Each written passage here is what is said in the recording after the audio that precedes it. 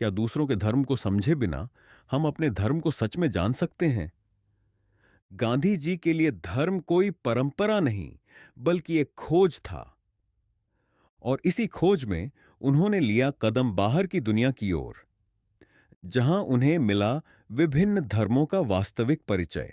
Bible से लेकर कुरान तक, ईसाई मित्रों के प्रभाव से लेकर आत्मचिंतन तक, गांधी जी की नजरों से धर्म अब बन रहा था संवेदनशीलता, सहिष्णुता और सच्चाई की भाषा।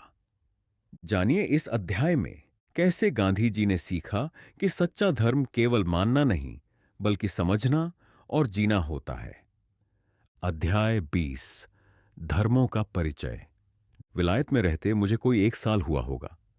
इस बीच 2 थियोसॉफिस्ट मित्रों से मेरी पहचान हुई। दोनों सगे भाई थे और अविवाहित थे। उन्होंने मुझसे गीता जी की चर्चा की।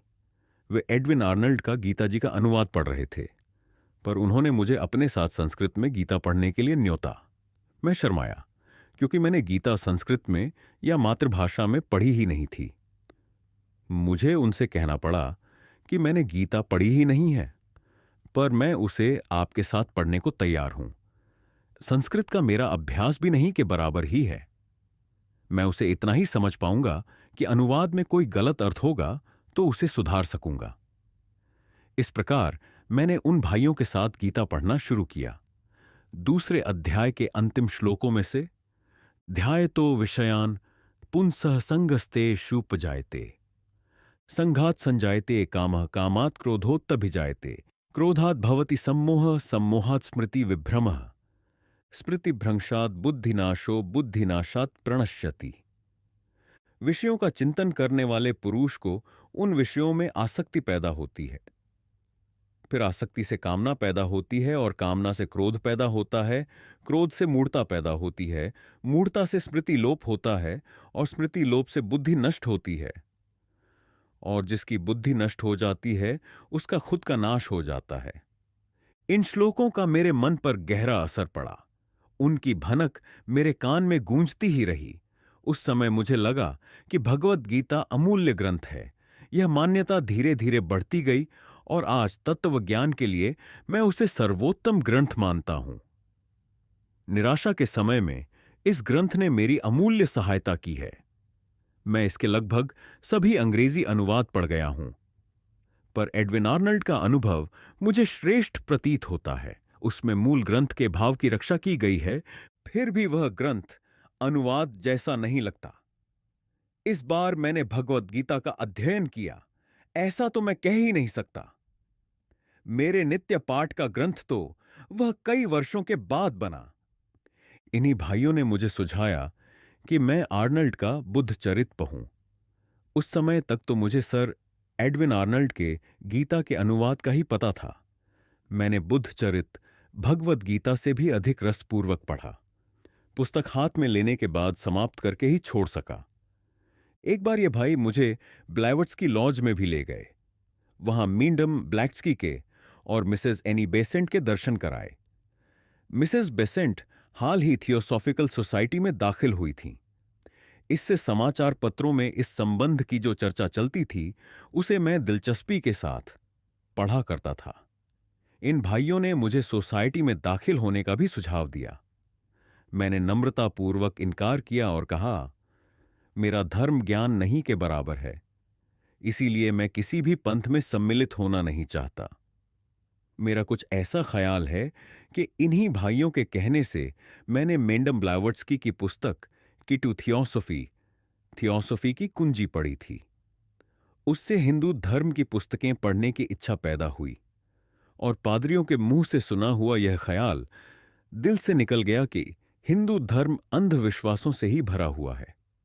इन्हीं दिनों एक अन्नाहारी छात्रावास में मुझे मैनचेस्टर के एक ईसाई सज्जन मिले। उन्होंने मुझसे धर्म की चर्चा की।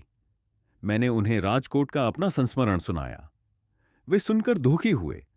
उन्होंने कहा, मैं स्वयं अन्नाहारी हूं, मद्यपान भी नहीं करता।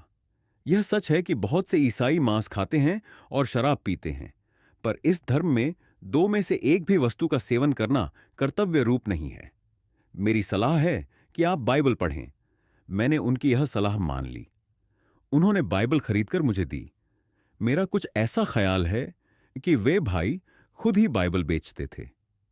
उन्होंने नक्शों और विषय सूची आदि से युक्त बाइबल मुझे बेची। मैंने उसे पढ़ना शुरू किया, पर मैं पुराना इकरार, ओल्ड टेस्टामेंट, तो पढ़ ही न सका। जेनेसिस सृष्टि रचना के प्रकरण के बाद तो पढ़ते समय मुझे नींद ही आ जाती। मुझे याद है कि मैंने बाइबल पढ़ी है, यह कह सकने के लिए मैंने बिना रस के और बिना समझे दूसरे प्रकरण बहुत कष्टपूर्वक पढ़े थे। नंबर्स नामक प्रकरण पढ़ते पढ़ते मेरा जी उचट गया था। पर जब नए इकरार न्यू टेस्टामेंट पर आया तो कुछ और ही असर हुआ। ईसा के गिरी प्रवचन का मुंह पर बहुत अच्छा प्रभाव पड़ा। उसे मैंने हृदय में बसा लिया। बुद्धि ने गीता जी के साथ उसकी तुलना की। जो तुझसे कुर्ता मांगे उसे अंगरखा अभी दे दे, जो तेरे दाहिने गाल पर तमाचा मारे बायां गाल भी उसके सामने कर दे। यह पढ़कर मुझे अपार आनंद हुआ। श्यामल भट्ट, यह 56 प्रकरण 10 के अंत में दिया गया है। श्यामल भट्ट 18वीं सदी में गुजराती के एक प्रसिद्ध कवि हो गए हैं। छप्पे पर उनका जो प्रभुत्व था, उसके कारण गुजरात में यह कहावत प्रचलित हो गई है कि छप्पे तो श्यामल के छप्पे की याद आ गई।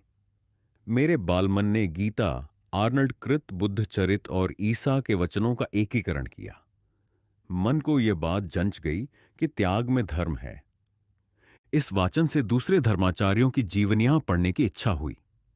किसी मित्र ने कार्लाइल की विभूतियां और विभूति पूजा, हीरोज एंड हीरोवर्शिप, पढ़ने की सलाह दी। उसमें से मैंने पैगंबर हजरत मोहम्मद का प्रकरण पढ़ा और मुझे उनकी महानता, वीरता और तपश्चर्या का पता चला। मैं धर्म के इस परिचय से आगे न बढ़ सका। अपनी परीक्षा की पुस्तकों के अलावा दूसरा कुछ पढ़ने की फुर्सत मैं नहीं निकाल सका।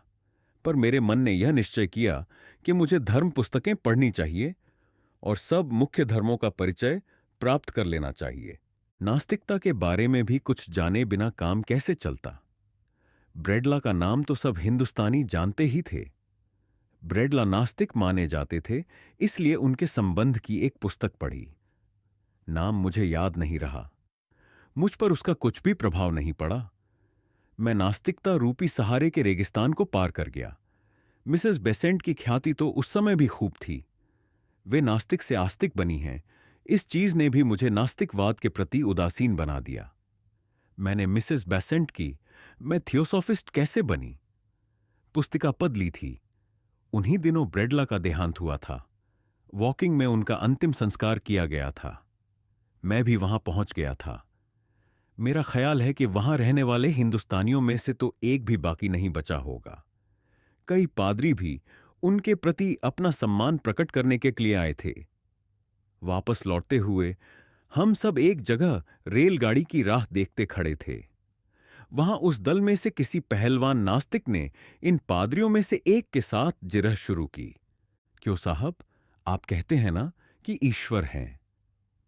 उन भद्र पुरुष ने धीमी आवाज में उत्तर दिया, हां, मैं कहता तो हूं। वह हंसा और मानो पादरी को मात दे रहा हो इस ढंग से बोला, अच्छा, आप यह तो स्वीकार करते हैं ना कि पृथ्वी की परिधि 28,000 मील है? अवश्य। तो कहिए, ईश्वर का कद कितना होगा और वह कहां रहता होगा? अगर हम समझें तो वह हम दोनों के हृदय में वास करता है। बच्चों को फुसलाइए, बच्चों को, कहकर उस योद्धा ने अपने आसपास खड़े हुए हम लोगों की तरफ विजय की दृष्टि से देखा। पादरी नम्रतापूर्वक मौन रहे। इस संवाद के कारण नास्तिकवाद के प्रति मेरी अरुचि और बढ़ गई। तो दोस्तों, ये था गांधी जी की आत्मकथा का अध्याय 20, धर्मों का परिचय। एक ऐसा अध्याय जिसने हमें दिखाया कि सच्चा धर्म सिर्फ विश्वास करने से नहीं, बल्कि समझने और अपनाने से आता है। जब गांधी जी ने अलग अलग धर्मों को पढ़ा तो उन्होंने पाया कि हर धर्म का मूल भाव एक ही है, सत्य, करुणा और सेवा। उनकी यही सोच आगे चलकर बनी सर्वधर्म समभाव की नींव। अगर आपको यह एपिसोड दिल को छू गया हो या सोचने पर मजबूर किया हो तो वीडियो को लाइक करें, इसे शेयर करें उन दोस्तों के साथ जो धर्म को केवल पहचान से जोड़ते हैं। और कमेंट में बताएं, क्या आपने कभी किसी और धर्म को गहराई से समझने की कोशिश की है? और ऐसे ही ज्ञानवर्धक और आत्मिक रूप से प्रेरणादायक एपिसोड्स के लिए द भारत डायलॉग्स चैनल को सब्सक्राइब करें और बेल आइकॉन जरूर दबाएं, ताकि अगला अध्याय आपसे कभी मिस न हो। पूरी सीरीज सुनने के लिए प्लेलिस्ट लिंक डिस्क्रिप्शन में है। मिलते हैं अगले अध्याय में। तब तक के लिए जय हिंद, वंदे मातरम।